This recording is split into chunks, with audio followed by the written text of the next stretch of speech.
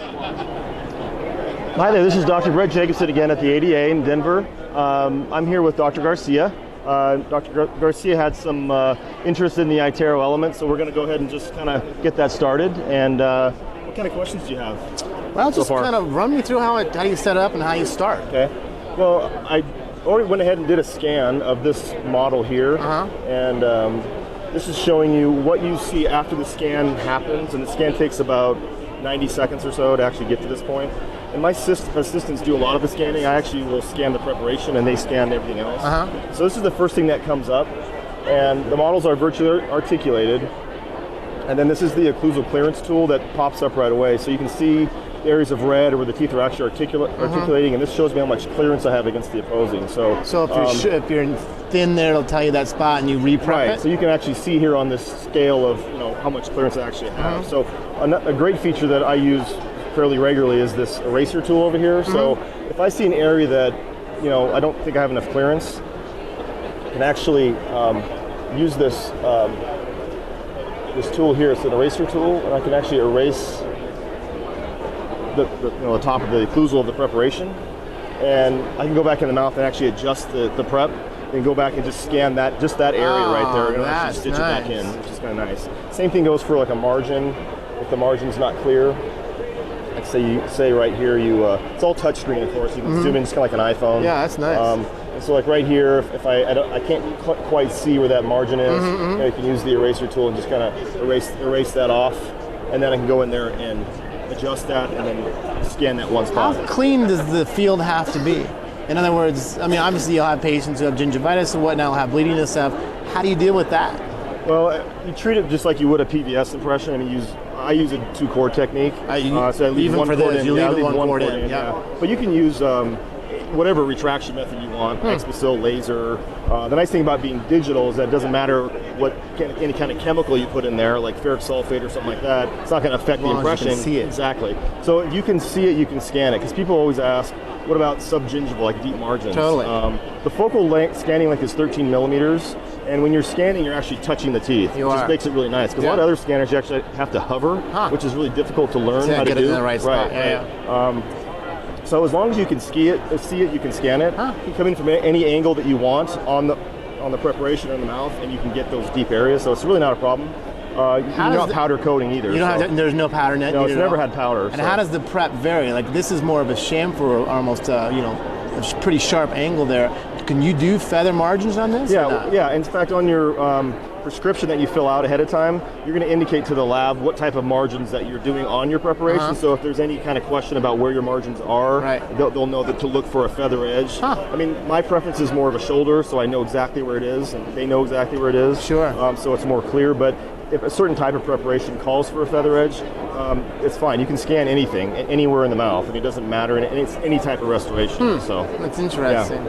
And how does your prep, I mean, do you have to, anything different about this prep as compared to doing a regular PVS prep? Or no, it just depends on what material you're using, what kind of prep it calls for. If you're doing Emax or PFM, maybe for an all ceramic restoration, you don't want any sharp line angles, all this traditional stuff you would do anyway. Right. Yeah. That's really interesting. You can see it, you can scan it. That's really what it comes down to. So. And then, so what's your sequence of events? Patient comes in for a crown prep, get them numb, and then do you walk out of the operatory, have the patient or have your assistant kind of do all the scanning? Yeah, so my assistants I'll get the patient numb, do a shade. My assistants will scan the opposing arch. We have a new feature now. It's called a kind of a pre-restorative type scan, where I can actually have the assistant scan the opposing and the unprepped tooth. So you have a tooth that is not broken down and you like the shape of it. Sure. And you want to mock that up or capture that for the lab so they can actually see that. So they can, on their end, they can take that image and make the new crown the same shape, same anatomy and all that. So you do a pre-treatment scan. So my assistants do the opposing arch, the unprepped arch, and then they do a bite registration. So when I walk in the room, majority of the scanning is done.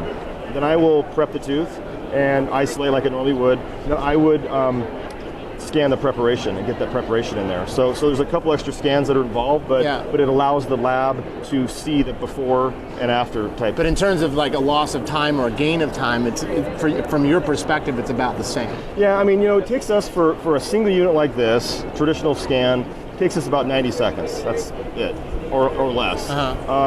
I think the biggest time savings for me is on the seating appointment, because the restorations fit so well that my seating time is significantly reduced. Is that right? So minimal adjustments. So you find that this is a lot more accurate as compared with PVS? Because I don't have remakes. I mean, if you take a perfect impression every time and have a great lab, then your remakes are probably, pretty low. Right. But I think a majority of dentists out there have some remakes, right? Sure, absolutely. And it costs you money. It costs the labs money and chair time and whatnot.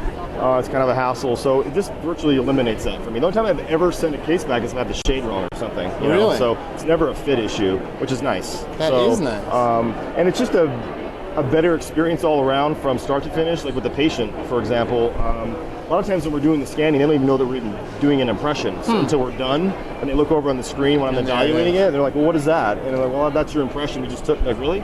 I'm like, yeah, that's it. Sure. So it's a good way to interact. Do you do any milling in office, or you strictly have a lab outside? But there are a couple of mills that connect with this. An E4D mill, and Glidewell has I think the Fast Scan, I think is what it's called. There's a couple of mills that you can connect to if you want a mill, but I don't. I let my labs do what they do, and I do what I do.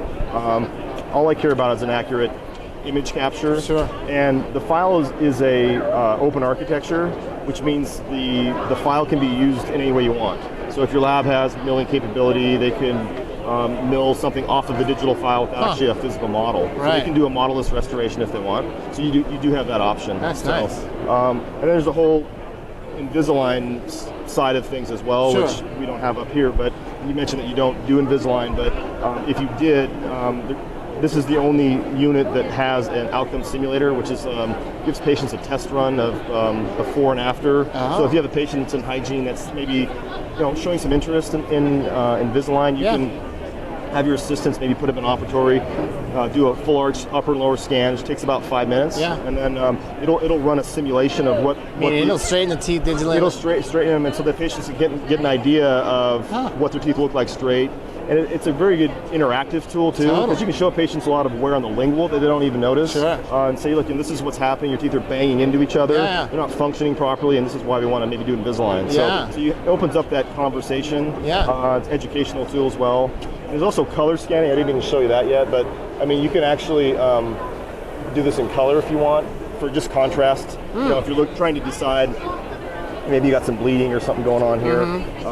You can show it in color. So you can default to that when you're scanning, so it's more kind of a real looking scan. So there's that option as well. So that's really neat. Yeah, it's really nice. Yeah. Oh, and also the wand has a removable sleeve, which is a single patient use. I know we were kind of talking about that. Sterilization, right. for sure. So this is the only consumable item. It's about $2.50 for one of these, and you just use it and throw it away when you're done. Which part? Is that part right there? Yeah, so this little sleeve just comes off. Oh, I see. Throw it away and put on a new sleeve. Okay. And everything's activated on the wand itself, so when you're turning it on, you're actually just touching the button. There's no foot pedal. Oh, that's nice. I hate foot pedals. I don't know if you hate. I hate them. I hate foot pedals. So it's nice that there's nothing to actually on the floor. You're looking for it. Sure, absolutely. Everything's right here. And then when you're actually in the process of scanning, like for a full arch, there's a little thing here where you can actually put your thumb on it and hold it, and you can actually rotate them all around in real time while you're scanning, which is kind of nice. So you don't always have to touch the screen. Oh, I see. You mean that controls this? Yeah, so kind of like a Wii controller. Yeah. It's kind of like the same kind of thing. So, because the assistants, when they're doing the Invisalign scans, they're doing them by themselves. So the patient's laying in front of you, and you're sitting at 11 o'clock, and the scanner's typically on the other side. Right. So rather than have to reach over and touch the screen to go on to the next scan, you can just do it from there. You can just do it all on this. Oh, that's nice. Well, how much hardware is there associated with that? Like, is it a standalone unit? It's a standalone. So what you see here is what when you get one of these, you get a unit just like this. This is it. This is it, and it's separate from your software. It doesn't tie into anything. You can also typically you have it on a stand, a cart. You have them over there. You've got wheels on it. You can move it around. So it's very portable. And how is it linked to the internet, like Wi-Fi? Yeah, just wireless. And that's how it gets the data to the lab. And so if someone purchases one of these, they get them in their practice. The training is virtual. So in other words, it comes with a webcam that you just mount up here, get your staff in the room, and it's about a 2-hour training session. You can see the trainer on the screen there, and they're walking you through the process. That's but nice. The learning curve is, probably a couple of patients. It's like a video game, basically. It kind of is. Yeah. If you have any experience, which most people do with intraoral cameras, it's the same idea, really. Yeah. So, but I like it because you're not hovering. You're actually touching the teeth when you're scanning. It makes it the learning curve much less. Sure. So a lot of other ones. Yeah, I did like that kind of, like you said, kind of saying at the level of the tooth, you can kind of bump the tooth a little so it bit. just makes it easier. You always have a kind of, you can fulcrum right there when you're scanning. Because really, when you're holding this, it's really kind of like a pen grasp. You're kind of just holding it with like 2 fingers. So it's really easy to kind of grab a hold of it. You want to just grab a hold of it. You can kind of feel the weight of it. Yeah. It's gotten a lot lighter than it was in the past. Totally. Just kind of This like is smaller than the other ones. Yeah. Huh. That's nice. So yeah, it's come a long way. And this is a plug and play, so this actually does come off. Oh, it does? Yeah, so this wand just detaches like this. So it is a and not many moving parts. No, all the moving parts are actually in here. Okay. Yeah, so this is just basically a standalone computer, and then all the lasers and the optics are all inside of here. Are there updates to this thing, to the handpiece or the software?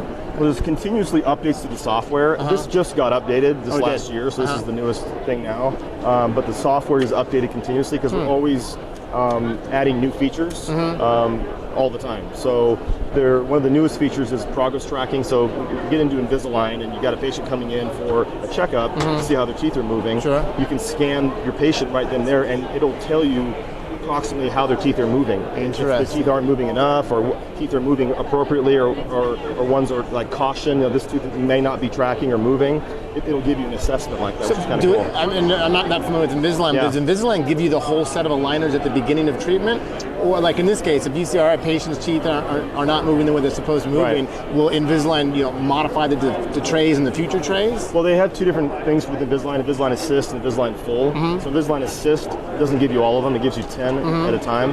Invisalign Full is the more advanced cases. You're going to give them all at the same time, but at any time you can start over, which is nice. Yeah, that so is nice. if teeth are not moving, you can just do a new scan, send it in, and they'll send you a new series of aligners, and the ones you had before you throw away. You don't use them. Yeah. Huh, that's really interesting.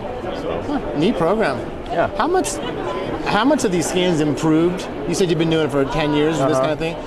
What does this scan look like now compared to 10 years ago? Well, these scans are much crisper than they ever were. Before, when I did it in 2005, one of the first units, they were very raw looking, in the initial It's like phase. digital x-rays. They've come a long way too. You were able to see the margins, so that was fine, but it wasn't as crisping thing. You couldn't see like burr marks or surface roughness like you can now. Right. So the clarity is definitely better. The quality has always been good. I mean, as far as what you get on the back end, the crown fit. For 10 years, I haven't had remakes, and it's just so that's always been there. The laser capture, it's just gotten faster. So now we're at 6,000 frames a second. Which what you're seeing when you're capturing, it looks like video, but it's not. It's actually laser just doing 6,000 frames a second. That's a little flash that I'm seeing. Right. So, the whole scanning process has gotten so much faster. The processors, the computers are faster. So that makes it a quicker experience, and it's just easier for me to make out the margins a little bit better. You know what I mean? As far as clarity, if I want to make a change. So that's good. Yeah, so it's come a long way. Yeah. Well, thanks for showing me that. My pleasure. Good to meet you. Nice to meet you. All right, take care. All right. Did that go well?